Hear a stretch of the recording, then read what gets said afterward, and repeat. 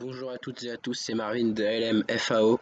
Aujourd'hui on se retrouve pour une nouvelle vidéo où je vais vous montrer comment dessiner le dessin numéro 5 à l'aide de Mastercam. Donc voici le dessin. Donc nous allons commencer tout d'abord par faire le rectangle, puis l'oblong et les 4 bossages juste ici. Donc pour faire le rectangle, on va dans 3D filaire, rectangle, et nous mettons les informations. Donc là normalement il y a 75 et 75 de chaque côté, donc ce qui fait 150, et là 90. Donc on a juste à marquer dans la largeur et la hauteur 150 et 90. On met ancrage au centre, on valide, mais j'ai mal fait, il faut juste que j'appuie là, je fasse ça, et là on va recommencer, c'est pas grave. 150 et 90, voilà, on valide. Ensuite on va faire l'oblong. On va commencer d'abord par les perçages, puis faire l'oblong. Donc pour faire l'oblong, on voit que les perçages sont à 17,5. Enfin, on va faire un perçage et on va utiliser la fonction miroir. Donc 3D filaire toujours, on fait cercle centre, et là on fait indiquer le centre, c'est écrit. On fait x moins 17,5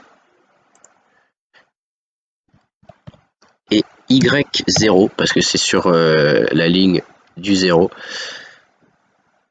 On valide, donc il se situe juste ici, et on lui met un diamètre 8 parce que c'est 2 diamètre 8.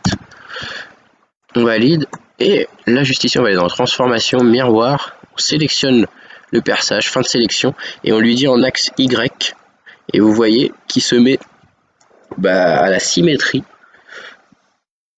de l'autre perçage. On valide, et voilà, nous avons déjà nos deux perçages. On va faire pareil pour l'oblong. Donc là on voit juste ici que c'est un oblong qui fait 23 et de rayon 11,5. Donc à x-25, juste ici, on va faire un diamètre 23. Et on fera encore la fonction miroir pour faire de l'autre côté de même. Donc 3D filaire, cercle centre, x moins 25, y0, parce que c'est encore sur la ligne du 0. On valide, on met diamètre 23. On revalide, et là transformation encore une fois, miroir. Cette fonction est très intéressante, et et voilà, ça me le fait tout seul.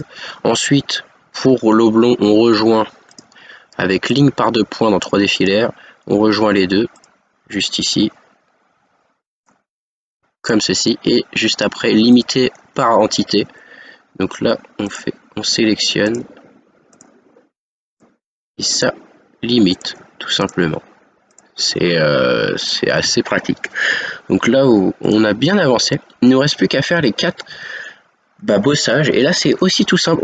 Là on voit que parce que c'est des diamètres 20, donc le diamètre 20 se situe à x-50, y 22,5. donc on va juste en faire un miroir pour faire le deuxième juste ici, et un miroir où on sélectionne les deux pour faire les deux d'en dessous.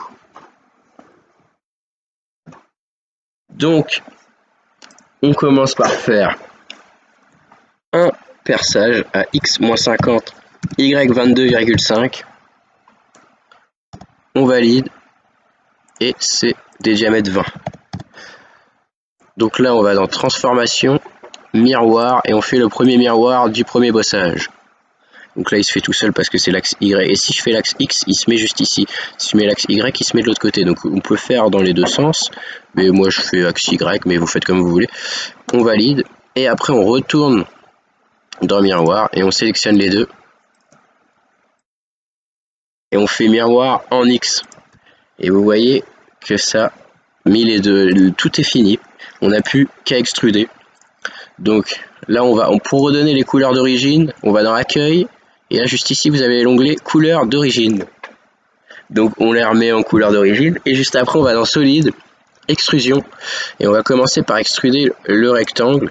Donc là dans l'autre sens, et c'est une distance de, là c'est 20, et ça fait 35 en tout, donc c'est une distance de 15.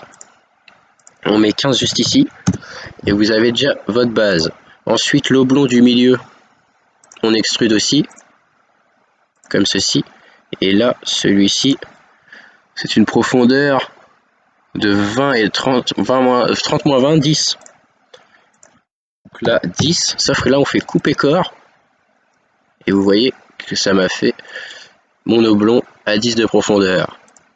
Ensuite, on extrude les deux perçages. Et là, c'est couper corps, mais à travers tout. Donc là, on met une valeur n'importe pour tout que ça coupe tout. Voilà. Et ensuite, on extrude les 4 bossages en l'air. Enfin, on les fait sortir tout simplement. Donc on va dans extrusion. On sélectionne les 4. Et là, on fait créer corps dans l'autre sens. Et bah, la valeur est déjà mise de 20. On valide. Et déjà, vous voyez que bah, on a fini la pièce. Il reste plus que les chanfreins à faire. Et de déplacer l'origine pour la remettre au-dessus de la pièce. Donc pour les chanfreins, vous allez dans chanfrein distance 1, on sélectionne toutes les arêtes.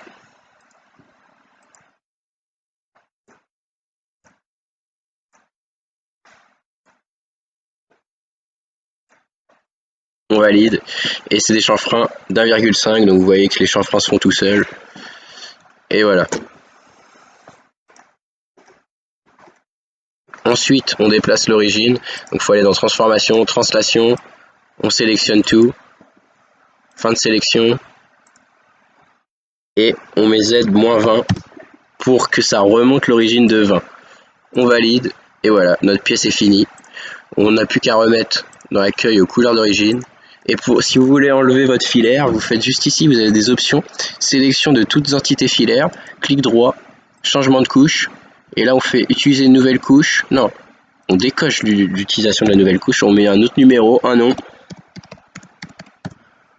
On valide. Et juste ici dans couche, vous avez la deuxième. Vous désélectionnez et vous voyez que ça s'enlève.